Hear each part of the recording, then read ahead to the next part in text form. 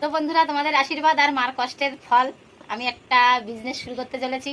তোমাদের বিজনেসটা কেমন লাগে অবশ্যই জানিও। আর প্রথম কথা, আমি বিজনেসটা তোমাদের দেখাচ্ছি, দাম দরটা পরে বলছি, অফারটাও পরে বলছি যে কি কি অফার আছে।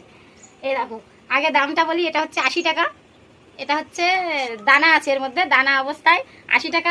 কাঁচা তেঁতুলও পাবে, কাঁচা তেঁতুলও গাছে আছে। কাঁচা তেঁতুল কত করে নেবো? 5 টাকা পিস। আর এটা হচ্ছে দানা ছাড়ানো তেঁতুল, এটা হচ্ছে 120 টাকা। আর আমার ব্যবসা, আমি ব্যবসা করব, বিজনেস করব, আর আমি অফার দেবো না সেটা তো হয় না। এই দেখো, আমার অফার হচ্ছে এই যে, তোমরা সঙ্গে পাবে দানা একদম ফ্রেশ। দানাগুলো একদম ফ্রেশ। অফারে দিচ্ছি বলে যে খারাপ তা নয়। দেখো, যে অফার দিচ্ছি বলে খারাপ সেটা মনে করবে না। আর আমার ব্যবসার কোয়ালিটি কিন্তু সত্যিই খুব সুন্দর, কোনো পোকা পাবে না, একদম ফ্রেশ। তো চলো বন্ধুরা, আমার ব্যবসা কেমন লাগলো অবশ্যই জানিও। আর আমি এই ব্যবসায় উন্নতি করতে পারি কিনা তোমরা জানিও। আর আমার বাড়ি, আর তোমরা এই মানে কি করে আমার সঙ্গে সঙ্গে যোগাযোগ করবে, এই ব্যবসা তোমরা কেনাকাটাতে করবে, যোগাযোগ করবে আমার কমেন্ট বক্সে, ঠিক আছে? আর তেঁতুল কোথায় লাগবে অবশ্যই জানিয়ে দিও, পার্সেল করে পাঠিয়ে দেবো।